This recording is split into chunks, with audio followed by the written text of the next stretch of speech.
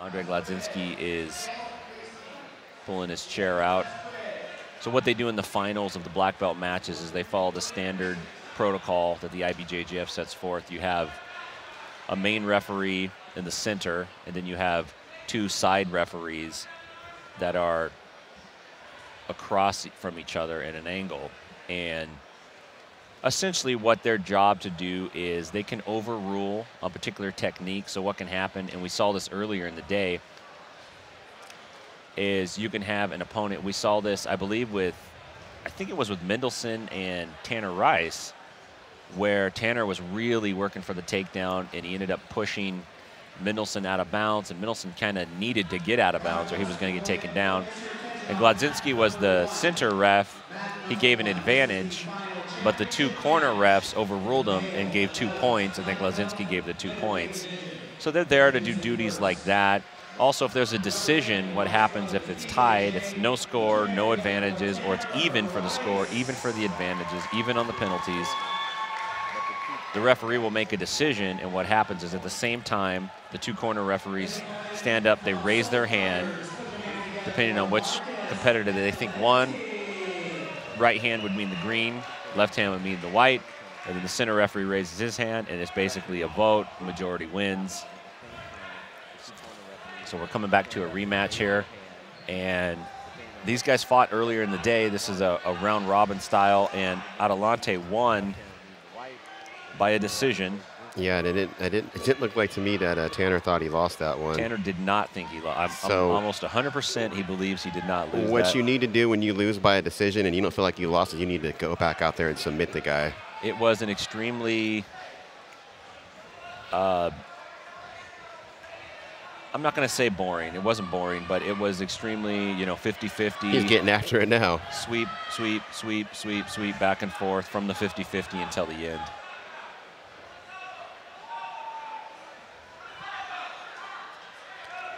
And you can see Tanner's working for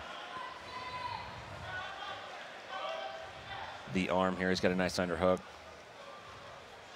Gonna reset these guys.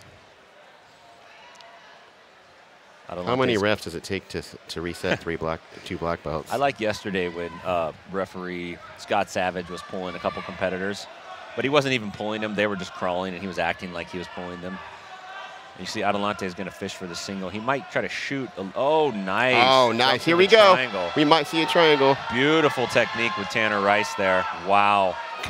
He looks like he might get this. That was outstanding. Antelante is in serious trouble at this point, and I think he's going to tap. Yes. Nice. That was very nice. Could you call that a flying triangle? Could I call that a flying? I got my flying triangle.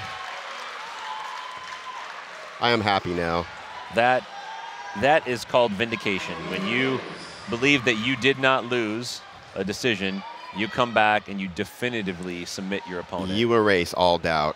I would have to say for this tournament, that is the submission of the tournament at this point. If this was the UFC, he just got submission of the night. Yeah, he did. He just got a $50,000 bonus. In theory. In theory. Yeah. Very nice job. Nice. Big round of applause. I'm going to clap too. From everybody present today. Very nice submission.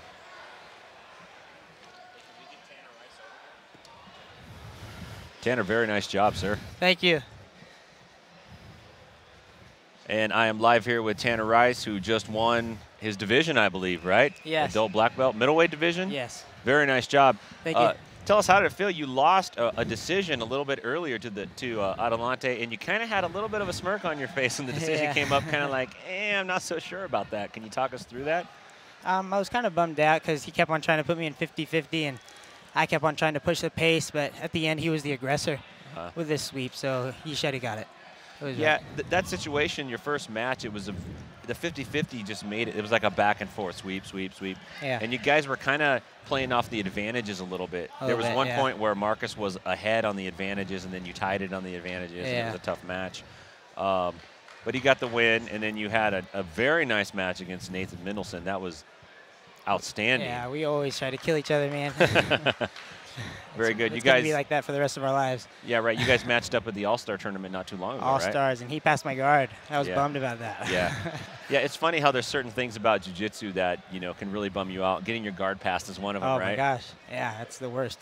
So, yeah, he had a nice match, but you set up a really nice takedown, and you started taking Mendelsohn out of bounds, and he kind of had to bail on it, and the referee gave you an advantage, and then the side referees overruled him. How'd you feel about that? I felt it was right, because his back hit the bat for just a second, and then he ran out of bounds. So I believe it was 2 points. I would have understood if it went an advantage, just because, it was a quick 2 points, so I would have been happy with either way. Sure. How did you feel coming into the match against Marcus Antelante for the second time, and did you change your strategy at all, knowing that you had lost the decision in the first match? I did. I didn't want to be put back in 50-50. I know I had to get my guard, and then I was close to Barambola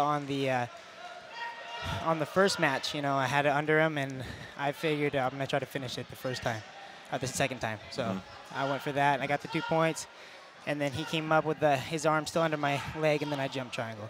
Yeah, he looked like he was going to go for the single. I thought at some point he might try to reach through with one of his legs and kick your leg out. I was ready for that. Yeah.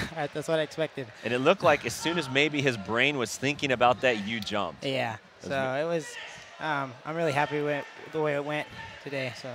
Did you feel like once you had the triangle in that position, did you feel like you were going to finish that for sure? I didn't, because I only had it locked up around my ankles first, and then once he let me tighten it up, I was surprised he didn't shake me off. So once I had to tighten it up, I knew it was over. Yeah, and I think you actually submitted him with an arm lock, right? Yes. Yeah, straightened out his arms. Yeah. Very nice job. So did you already compete in the open weight today, or is there an open weight division? There's an open weight today. I'm planning on doing it. It just depends on who's in it. Sure. If Caixinho or Taquinho or all those guys sign up, then I'll do it for sure. For sure. And your little brother won his division earlier today, Sam Rice? He did, yes.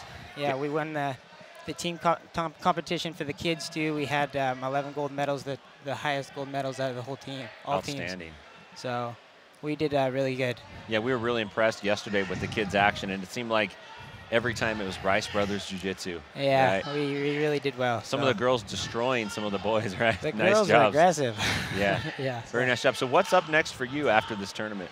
I don't know. I'm thinking about Naga and Sacramento, but for right now, I'm just going to go back and train hard and with my brothers and trying to get better at what I need to work on. So nice. Well, congratulations on your win today. It's very nice to see you come back and vindicate a loss. Thank you. And good luck in the open weight. Appreciate it. Thank you. Thanks, man.